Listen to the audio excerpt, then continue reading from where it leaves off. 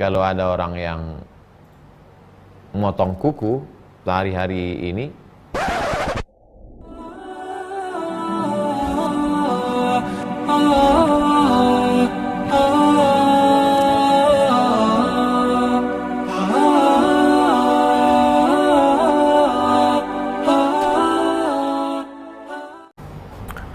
dua, Ba'ainal yakin.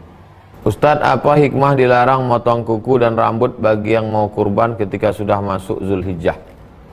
Dari tanggal 1 sampai 9 sampai 10 pagi kuku panjang 10 hari. Kumis mulai face up 14 hari. Face up 10 hari mulai panjang. Maka begitu pagi Idul Adha, habis sholat potong kambing, habis potong kambing makan hati kambing. Setelah itu potong kuku, setelah potong kuku rapikan rambut, setelah itu kumis cukur atau pendekkan, sudah itu jenggot qabdah. Maka ini terapi yang diajarkan Nabi, fresh. Secara psikologis dosanya sudah. Dosanya kok hilang Pak Ustaz? Wa inna dama la yaqa'u minallah qabla an yaqa' minal ardi.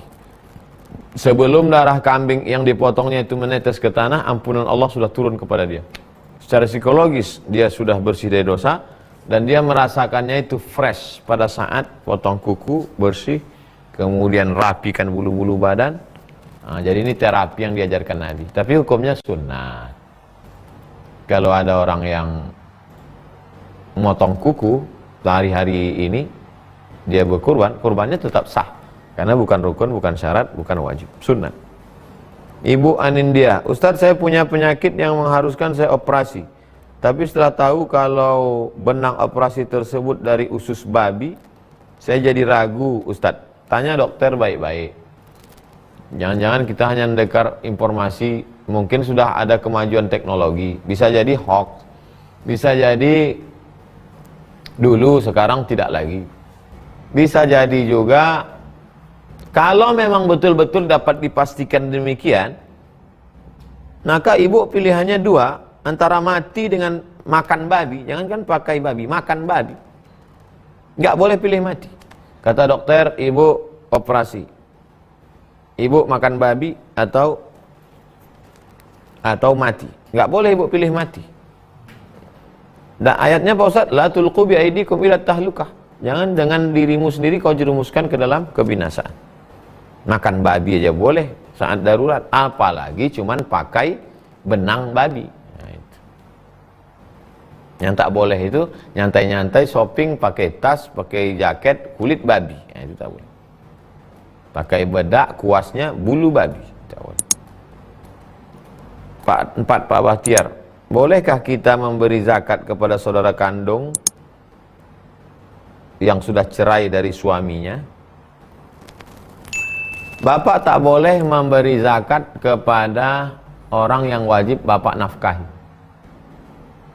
Anak, istri, ayah, ibu, mertua, itu wajib dinafkahi. Tak boleh kita kasih zakat. Ini zakat saya, anakku, papa sudah transfer 5 juta zakat sekaligus nafkah belanja kuliah kau bulan ini ya, kos-kosan, nggak bisa. Adapun adik kandung, apalagi dia dicerai suaminya, mungkin dia tak ada nafkah, dalam keadaan fakir atau miskin, maka dia masuk satu di antara 8 asnaf. Innamas shadaqatu lil fuqara wal masakin. Maka bisa Pak. Terakhir Ibu Siti, Ustadz, saya Siti dari Kuala Lumpur, mau bertanya apa hukum mencabut rumput atas kubur? Nabi mengambil pelepah korma lalu menusukkannya ke kubur. Kata sahabat, kenapa kau lakukan perbuatan ini ya Rasulullah? Kata Nabi, la'allallaha an yukhaffifa azabahuma ma lam yaibasa. Semoga Allah meringankan azabnya kalau dia diazab selama pelepah korma ini belum kering. Apakah hanya pelepah korma saja? Bagaimana dengan pelepah pisang, pelepah sawit? Kata sebagian ulama, hanya pelepah korma saja dan hanya yang ditusukkan Nabi itu saja, khusus. Tapi mayoritas ulama mengatakan pelepah korma itu hanya mewakili tanam-tanaman. itulah yang dijadikan dalil orang untuk mengambil pelepah bunga, bunga mawar, bunga-bunga itu diletakkan. Itu karena dia juga bertasbih sama seperti pelepah korma. Jadi Pak Ustadz, kalau di atas kubur itu tumbuh rumput, kalau dia sampai semak, sebaiknya dipotong, dirapikan, dibersihkan. Potong, bersihkan, rapikan. Kalau ditanam, bagus tanam bunga. Ada tuh pohon tak tahu saya namanya, pohon yang khusus ditanam di kubur-kubur. Di kampung kalau kita nengok itu tak biasa ditanam di depan rumah orang. Kalau orang nengok itu, wah ini tanaman kuburan nih.